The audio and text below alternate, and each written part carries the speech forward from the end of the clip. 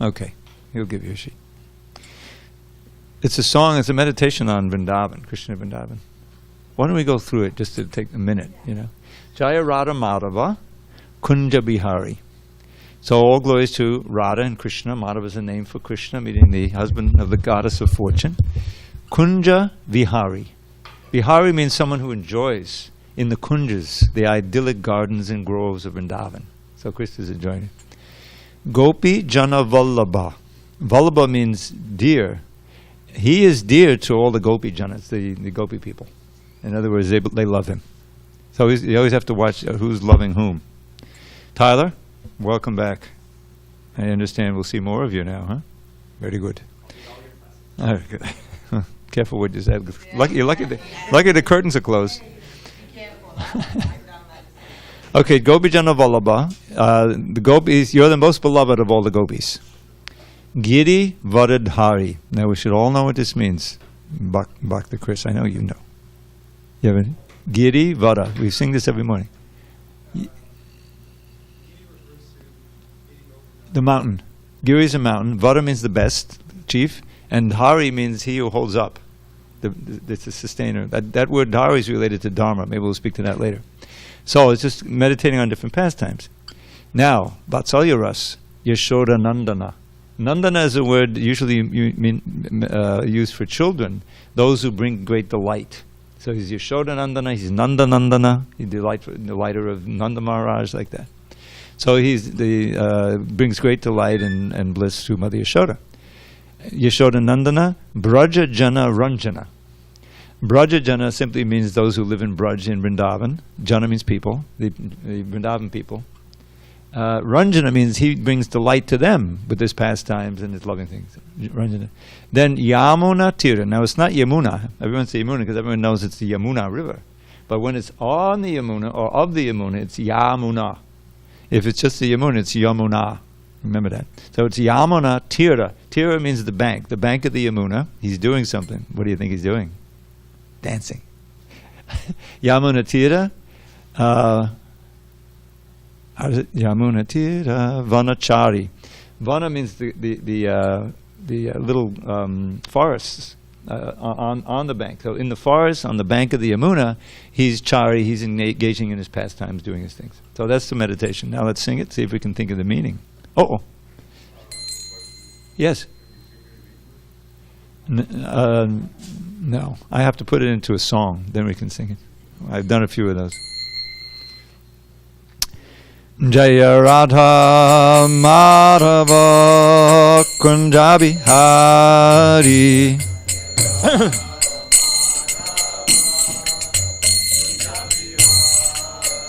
Jaya Radha Madhava Kunja Bihari.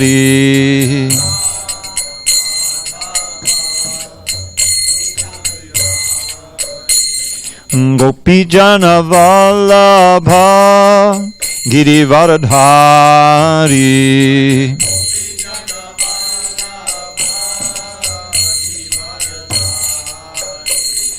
Gopi Jana Vallabha Giri Varadhari.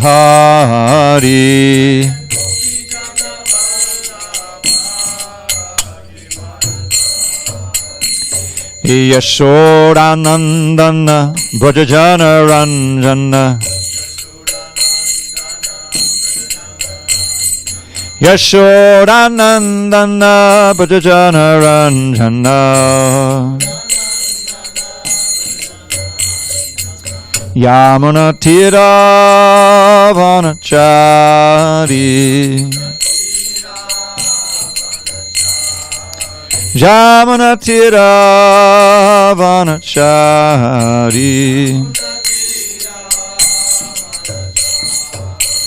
Jaya Radha Madhava Kunja Bihari.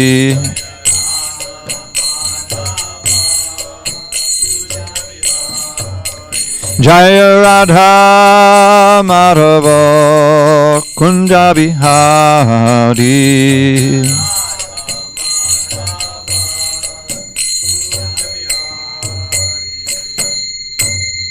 Jai Om Vishnupad Paramahansa Paradikacharya Ashtotar Tad Shri Srimad Divine Grace, Srila A.C. Bhaktivedanta Swami Prabhupada ki jai. ISKCON BBT founder Acharya Srila Prabhupada ki jai. Jai Om Vishnupad Paramahansa Parajagacharya Ashtotar Tad Shri Srimad Divine Grace Srila Bhakti Siddhanta Saraswati Thakur ki jai. Anant Koti Vaishnavinda ki jai. Namacharya Srila Haridas Thakur ki jai. Srimad Bhagavad Gita ki jai. Samaveda Bhaktivinoda ki jai. All glories to the assembled devotees. All glories to the assembled devotees. All glories to the assembled devotees. All glory to Shri Guru and Gauranga. So before we begin, the title of tonight's class, this is now a YouTube requirement, we're in chapter 13, Nature, the Enjoyer and Consciousness, part 2, Understanding Matter, Spirit, and the Controller of Both. Okay. Om Namo Bhagavate Vasudevaya. Om Namo Bhagavate Vasudevaya. Om Namo Bhagavate Vasudevaya. Okay. On this 23rd day of June, 2021 in San Diego, we're reading from Srimad Bhagavad Gita as it is, translation and commentary by His Divine Grace A.C. Bhaktivedanta Swami Prabhupada. We are in chapter 13 entitled Nature, the Enjoyer, and Consciousness. We're in text 3 on page 531.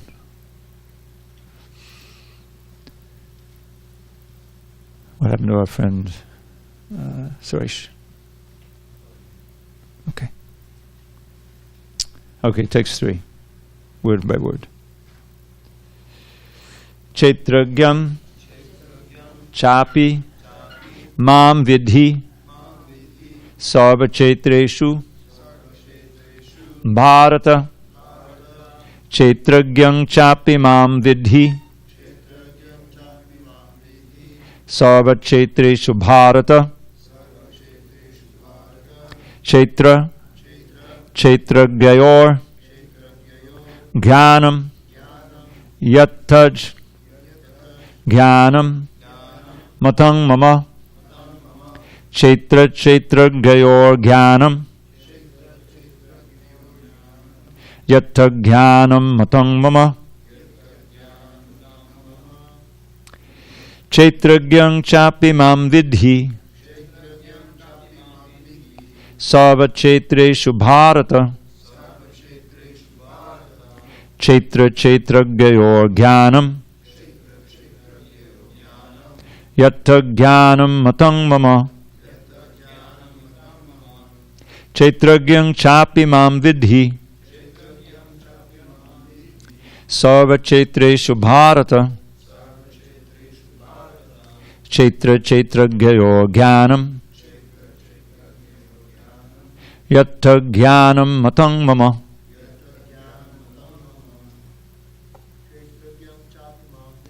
Chetragyam Chapi Mam Vidhi Sarva Chetreshu Bharata Chetra Chetragyayor Jnanam Yatta Jnanam Matang Mama Chetragyam Chapi Mam Vidhi Sarva Chetreshu Bharata Chetra Chetragyayor Jnanam Yatta Jnanam Matang Mama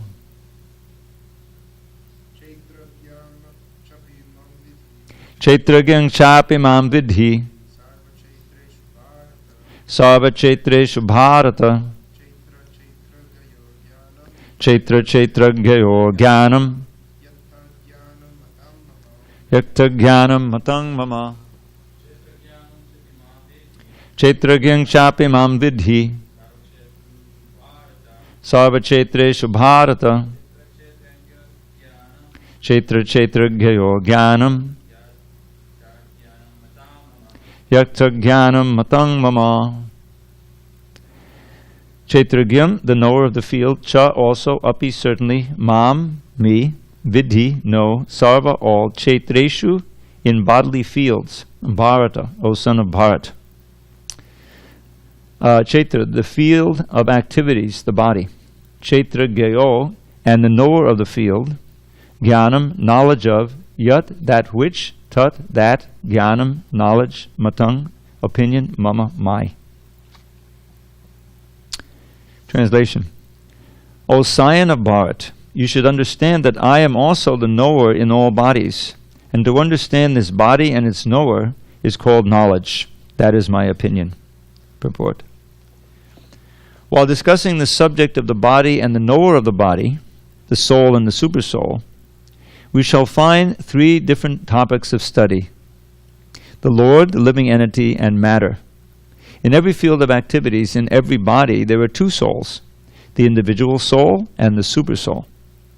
Because the supersoul is the plenary expansion of the Supreme Personality of Godhead, Krishna, Krishna says, I am also the knower, but I am not the individual knower of the body. I am the super-knower. I am present in every body as the Paramatma or supersoul.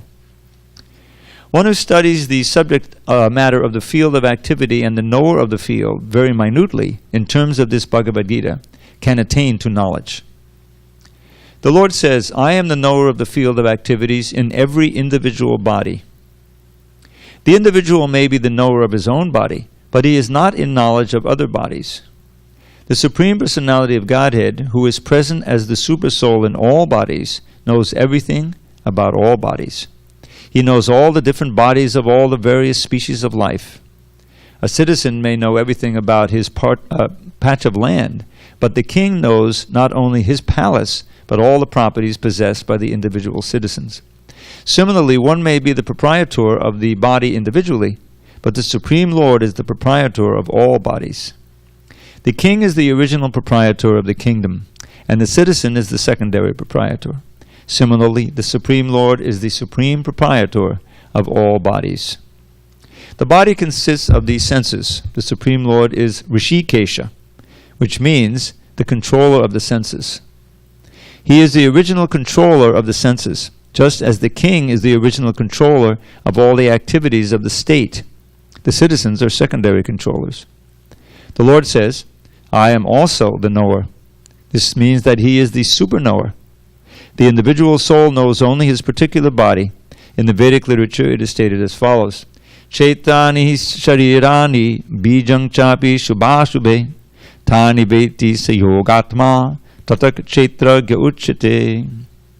The body is called the Chaitra, and within it dwells the owner of the body and the Supreme Lord, who knows both the body and the owner of the body. Therefore he is called the knower of all fields. The distinction between the field of activities, the knower of activities, and the supreme knower of activities is described as follows. Perfect knowledge of the constitution of the body, the constitution of the individual soul, and the constitution of the supersoul is known in terms of Vedic literature as Jnana. That is the opinion of Krishna. To understand both the soul and the supersoul as one yet distinct is knowledge. One who does not understand the field of activity and the knower of the activity is not in perfect knowledge. One has to understand the position of Prakriti, nature, Purusha, the enjoyer of nature, and Ishvara, the knower who dominates or controls nature and the individual soul. One should not confuse the three in their different capacities. One should not confuse the painter, the painting, and the easel. The material world, which is the field of activities, is nature, and the enjoyer of nature is the living entity. And above them both is the supreme controller, the personality of Godhead. It's stated in the Vedic language in the Shvetashvara Upanishad 112. Bhokta bhogyam preritaram chamotva savam proktam trivadham brahmam etat. There are three Brahman conceptions. Prakriti is Brahman as the field of the activities, and the jiva, or individual soul, is also Brahman and is trying to control material nature. And the controller of both of them is called Brahman, is also Brahman, but he is the factual controller. In this chapter, it will also be explained that out of the two knowers, one is fallible and the other is infallible. One is superior and the other is subordinate. One who understands the two knowers of the field to be one and the same contradicts the Supreme Personality of Godhead, who states here very clearly, I am also the knower of the field of activity. One who misunderstands a rope to be a serpent is not in knowledge. There are different kinds of bodies, and there are different owners of the bodies. Because each individual soul has its individual capacity for lording it over material nature, there are different bodies. But the Supreme also is present in them as the controller. The word Cha is significant, for it indicates the total number of bodies. That is the opinion of Srila Baladev Vidyabhushan. Krishna is the Supersoul present in each and every body, apart from the individual soul. And Krishna explicitly says here that real knowledge is to know that the Supersoul is the controller of both the field of activities and the finite enjoyer. Om Jnana Timirandasya Jnanandjana Shalakaya Chakshu Unmidatam Mena Tasmai Shri Gurave Namaha. I was born in the darkest of ignorance, but my spiritual master Srila Prabhupada opened my eyes with the torchlight of knowledge. I offer my humble obeisance unto him and to all members of Sri Parampara. So, we're getting a little lesson here in the distinction between the body, which is known as the Chaitra, or field of activity, and the individual knower, Chaitragya. We're all knowers of our bodies to a certain extent. And then the super knower, the other Chaitragya, who's present in every body and who knows everything that's going on in our bodies, past, present, and future. He says that in the 7th chapter. It's really inconceivable. Many people, most people in modern day, they don't think about the soul very much, what to speak of the super soul. Most people are living pretty much in the bodily concept of life, and the body includes the gross and subtle body. So much is going on with trying to just please the mind, right? All of this entertainment, the movies and everything, people forget.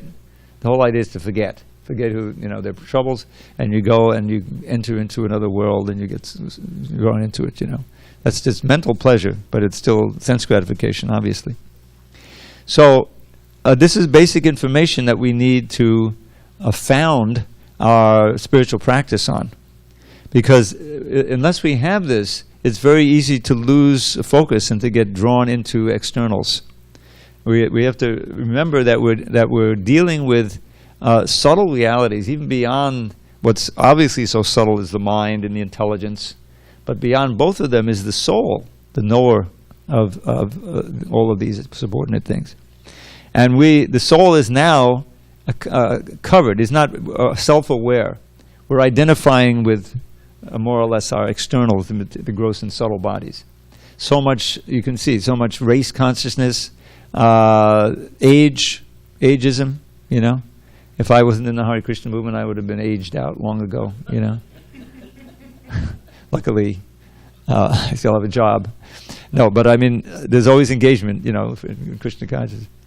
But it's Srila Prabhupada, this whole philosophy and lifestyle and the tremendous volume of literature we have underlying it is based on that foundational principle that Krishna describes in the 2nd chapter, and here he's expounding on it more.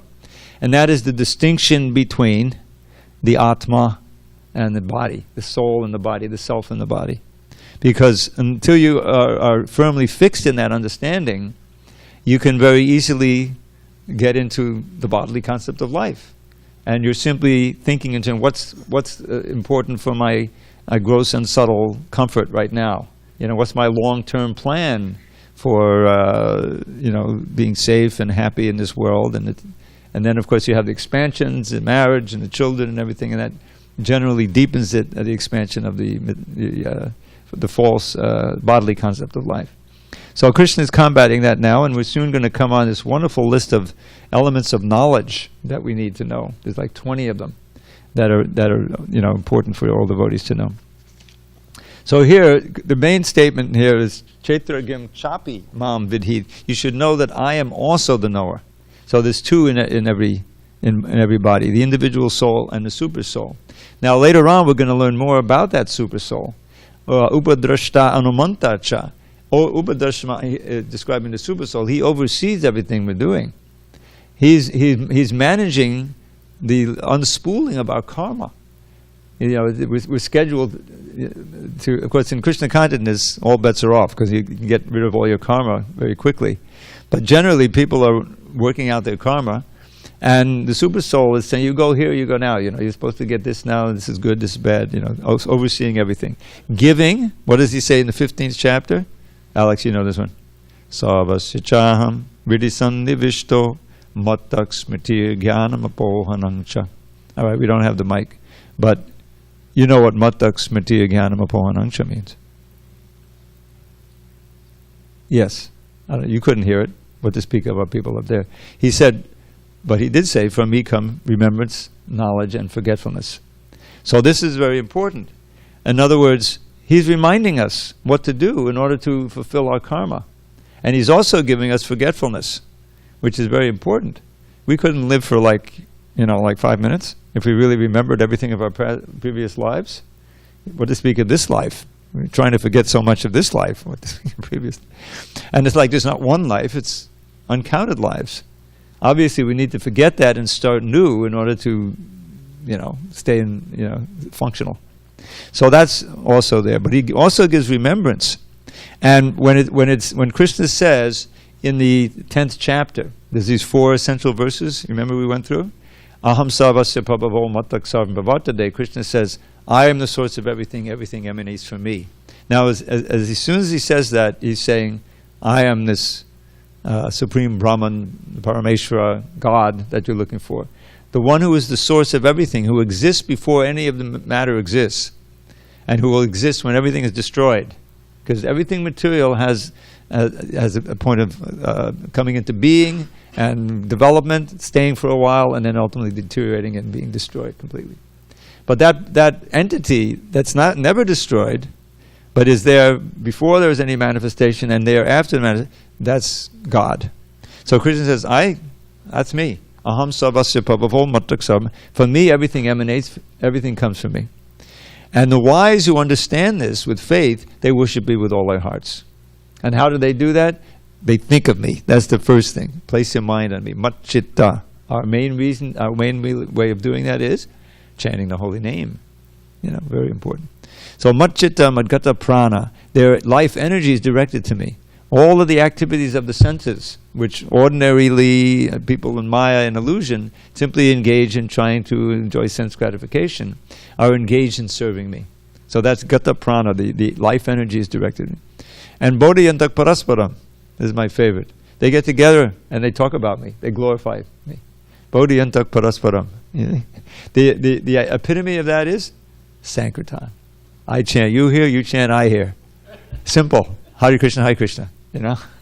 But it's complete in and of itself, because Krishna's name is absolute.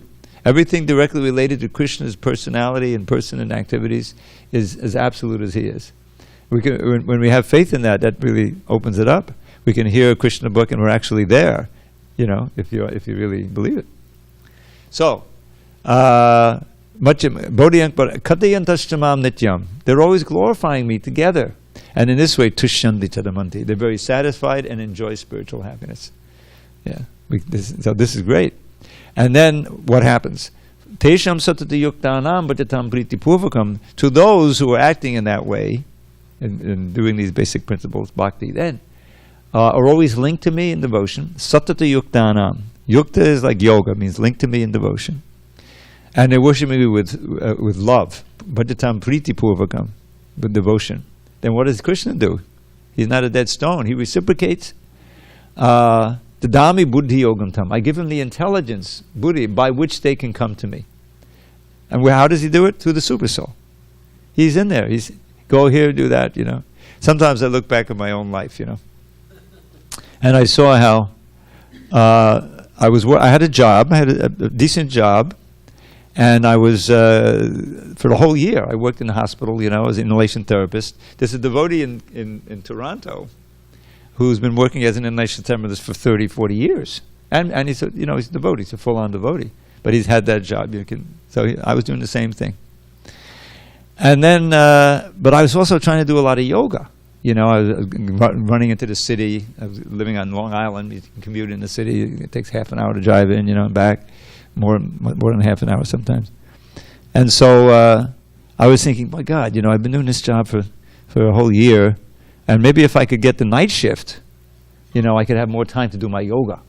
I'd sleep a little bit in the morning, and I'd go into the city every day, and I could do my yoga. So I really thought, okay, and I had the good references. I was a good worker, so they gave me good. And so there's another hospital, like right near where I lived, just like a 10-minute drive rather than a 45-minute drive. And so I said, okay, so I'll apply for that job. So I quit the old job, and I applied for the new one, confident I would get it. And I did get it. The first week was training, night shift. It's a much smaller hospital. There's only 10 people on the ward, and they're all sleeping. So basically, there's not much to do, which is like great, right? So anyway, first week was training, and then the next week I was on my own. They only needed one guy, you need a whole crew. So I'm on the own, nothing to do. They make the rounds. Everyone's sleeping. They're sleeping and breathing. If they're breathing, then my job is done. So after but then I had been doing all this yoga and eating raw foods, and so I was very sensitized. There's a lot of ghosts in hospitals. A lot of people die in there. Yeah. And I was starting to get, I wasn't seeing anything, but I was feeling in presence. There was nothing else to do. Nothing to do, really. And after all, I said, I can't do this. This is crazy. I was chanting a little bit, and everything. But so I quit after a week. So now I had no job. And I would spend more time at the temple. And after some of this, I might as well just join, And so that's when I decided to join. I cleared out my little bank account, and I gave everything. I became one of the best friends. I remember one of the leaders of the temple put his arm around me.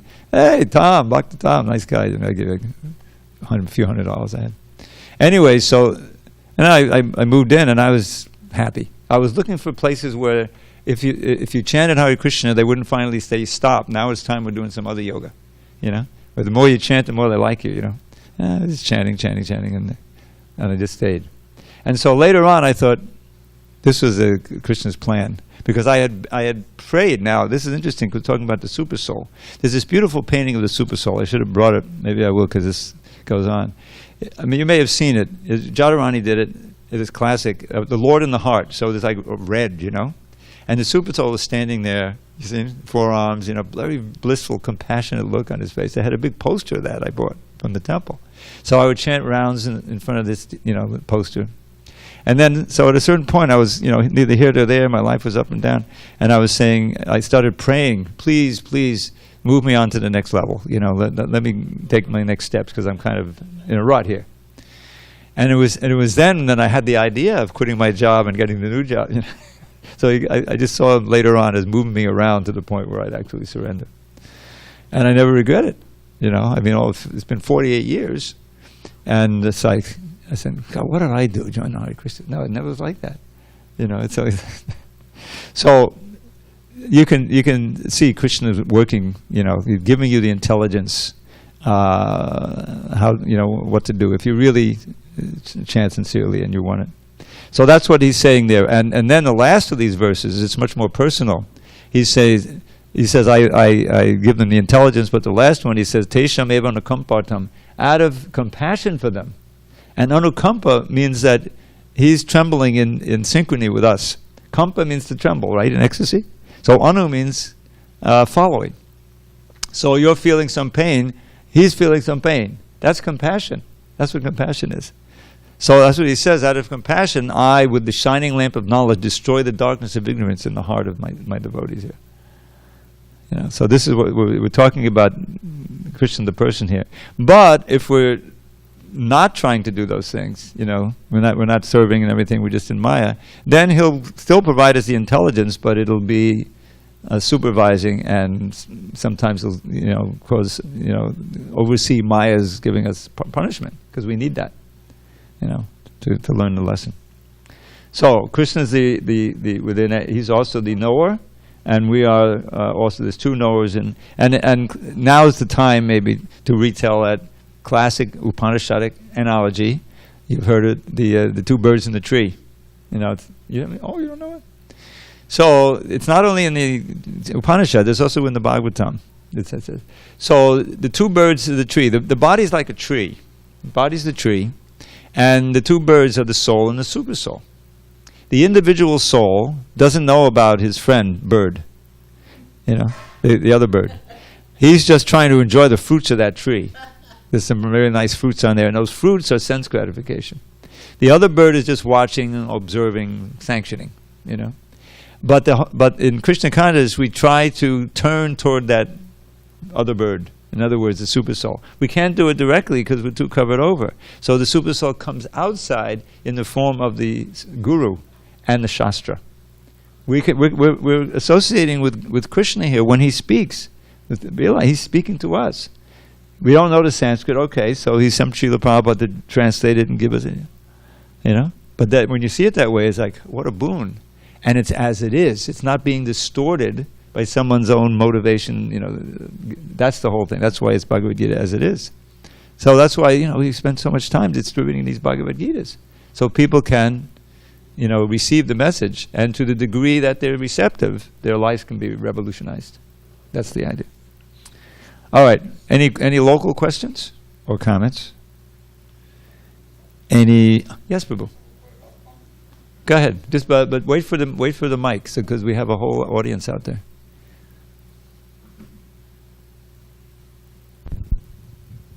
Hare Krishna. Hare Krishna. My comment is that you first were talking about how Krishna holds up an entire mountain with his pinky.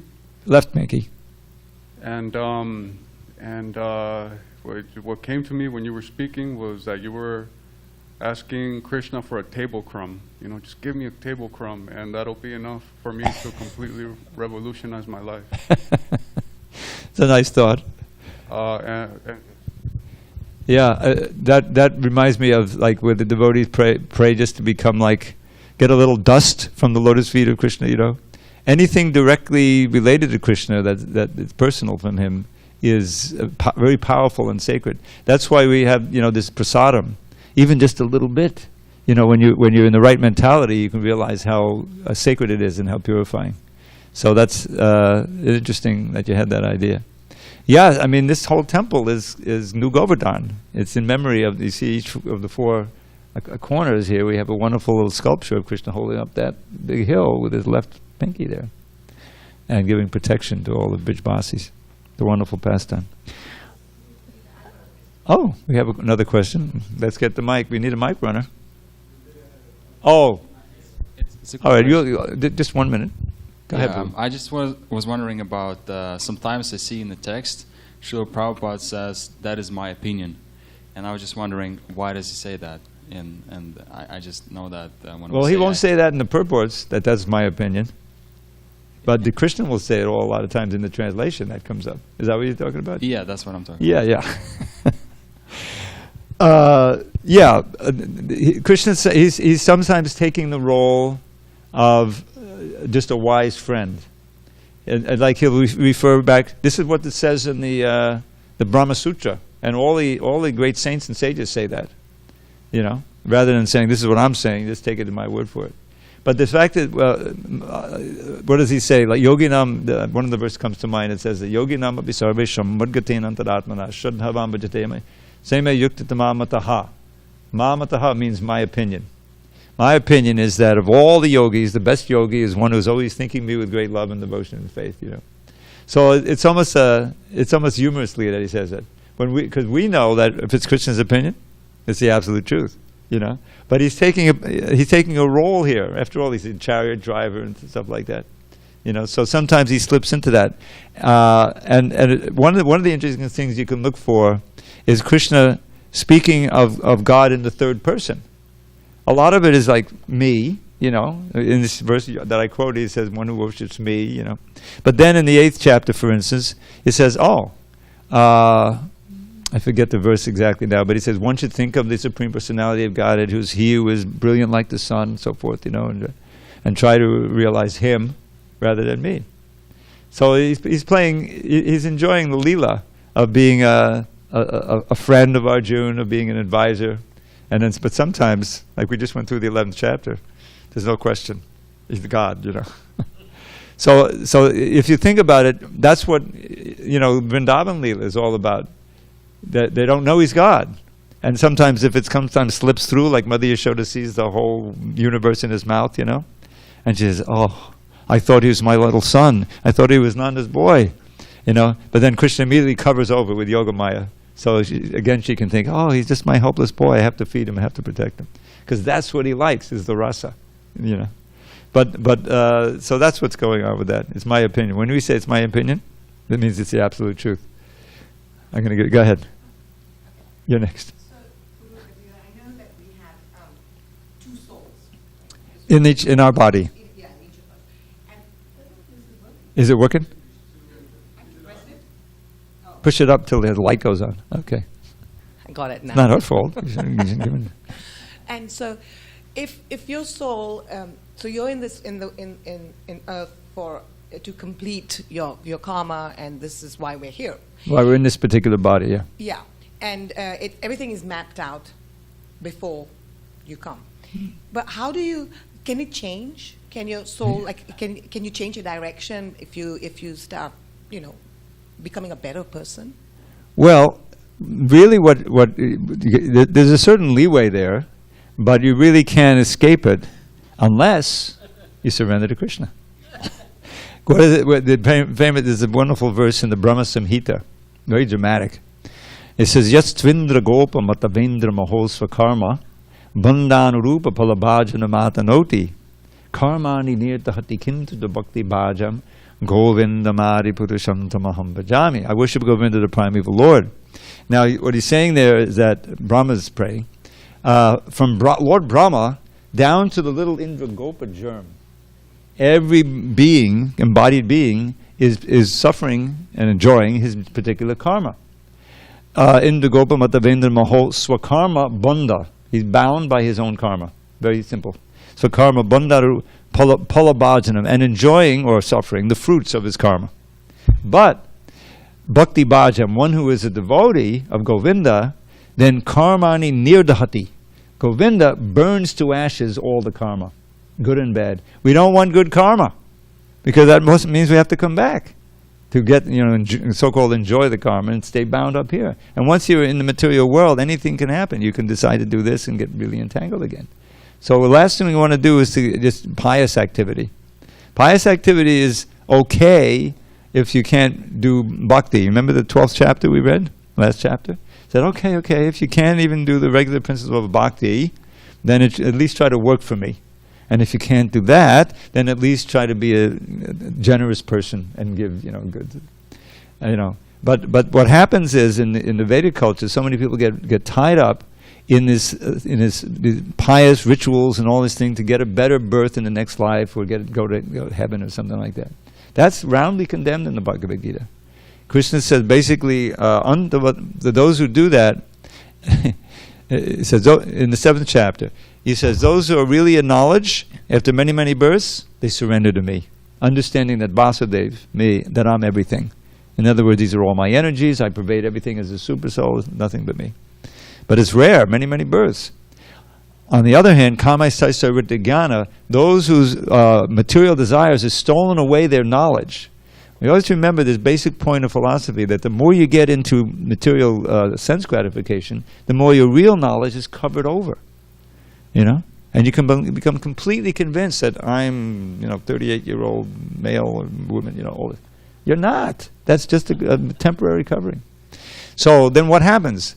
Your knowledge is stolen away. Vritta Jnana literally means knowledge stolen away by material desire. But they surrender to other gods.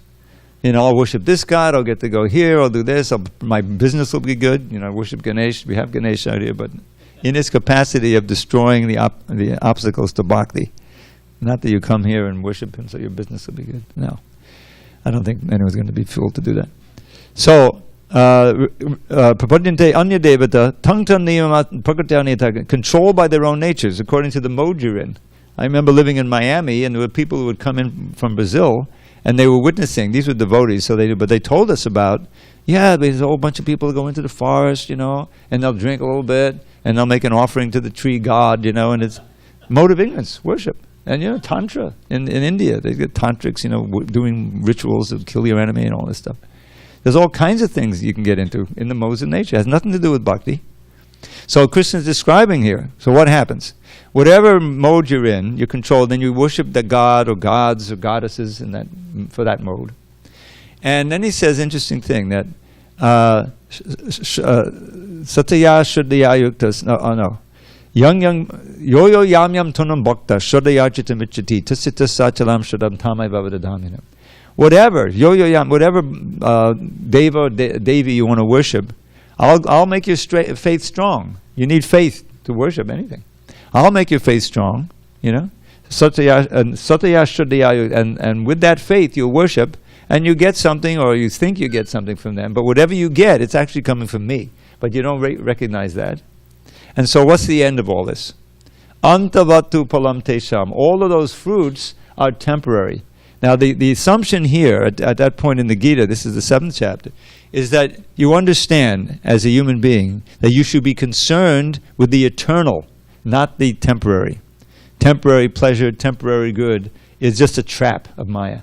Because you're an eternal person. And the temporary good is soon going to leave you, and you'll be left with, you know, your material body dying and taking another birth to try to fulfill those unfulfilled desires. So it's all a trap. So antabatu palam tadvaval ulpamadisam, those who are not too smart. Ulpamad means small brain substance, you know.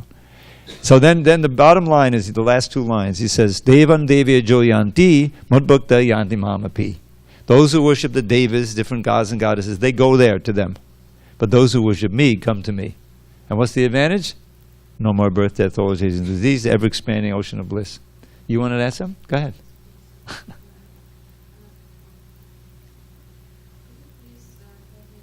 Yeah, push it hard until the light goes on.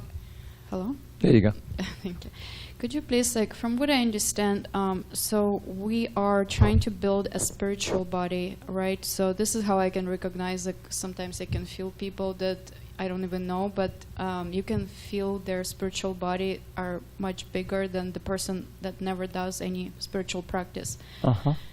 I don't know if it's the same as what you call super soul, but I do, like, feel sometimes, like, pretty much all the monks, sages, they have like this amazing energy field around them, which I think is just a spiritual body. But I don't know if you can clarify that. But there's another question. When we ask even a question, right? How do we know for sure this is not coming from our like monkey mind, like, you know, like just we're curious and we're just asking questions? How can we make sure that the question that we're asking is coming from the soul? Like, you know, because like when you asked me earlier if I know the sun, right? Yeah. And I said yes. In a way, I said yes because I always like I feel the vibration and I know that my soul knows it from previous experiences. But you weren't quite sure. Mentally, I do not know exact. Okay. The mental exact like. What the meaning is for each word. Yes. So there is such like this information stores in your soul somewhere, right? This kind of spiritual from many lifetimes. Well, I wouldn't say it's stored in the soul, but we have the mind is very deep. In other words, we access a very small amount of the mind, you know, and this knowledge that we read in the Bhagavad Gita, you know, this is knowledge like that we had when we were in the spiritual world. It's in there, but it's covered. We can't access it right now. So that's why one of the reasons Lord Chaitanya says that kirtan, you know, which our main practice, is what is that? Shreya Kaida Vichandrika Vitananam Vidya Vadhu Jivanam. That this chanting of the holy name, which purifies the soul, and we become more aware of who we really are and who Krishna is the life and soul of transcendental knowledge. So even if we don't study the books, you know, we still get a certain amount of knowledge, which needs to be also confirmed from hearing from authorities.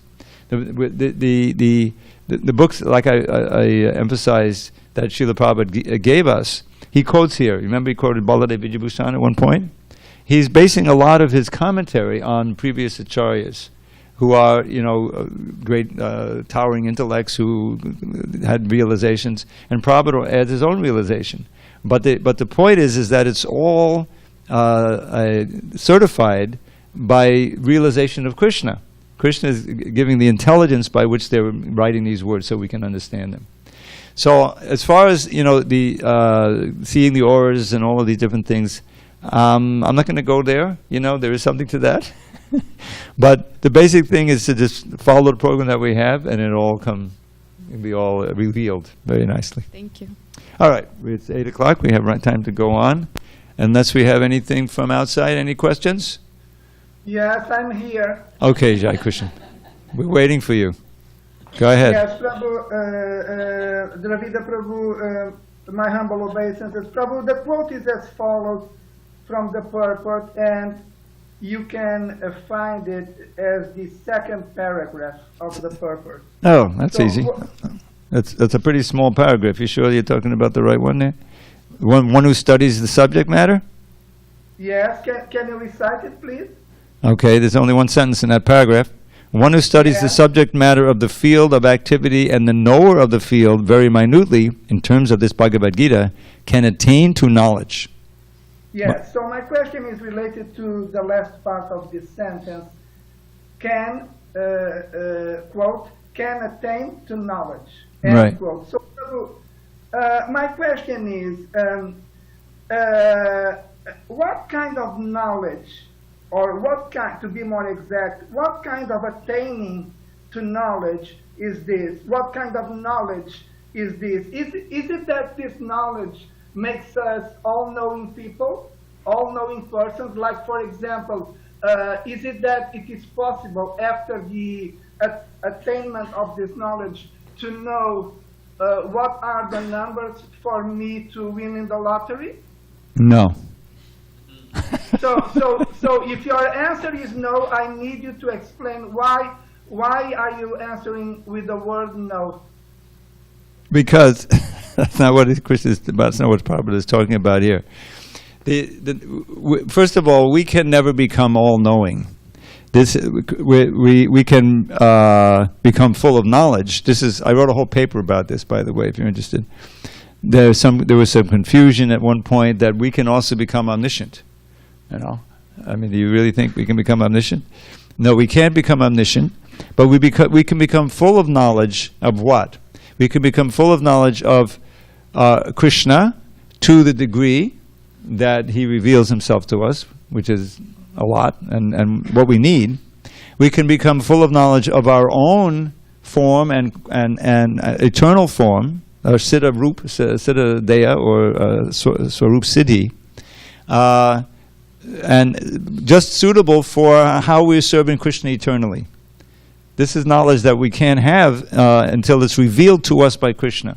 This is the basic point, is that our efforts to get knowledge on our own through the ascending process fail when it comes to things that are beyond the range of the material mind and senses, obviously, right?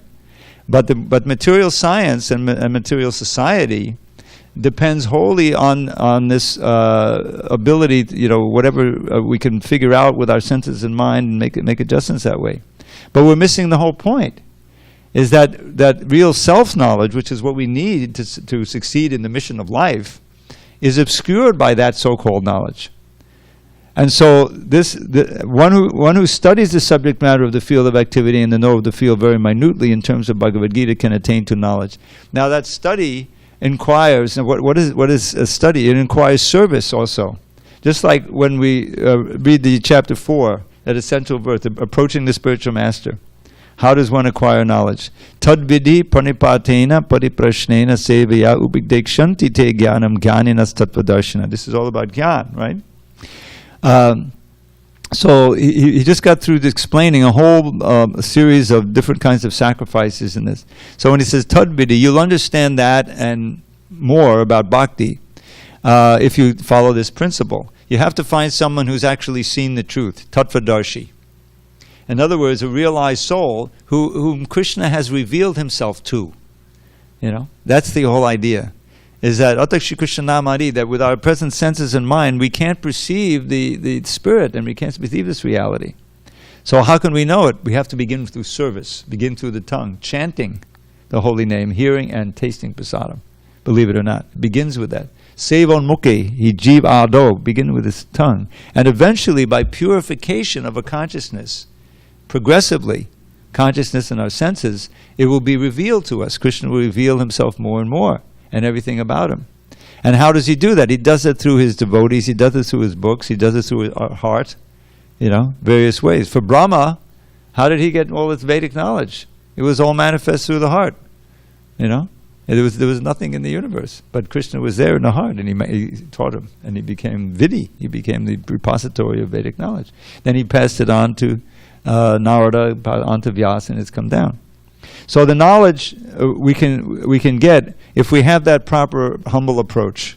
The real key is the quality of the hearing.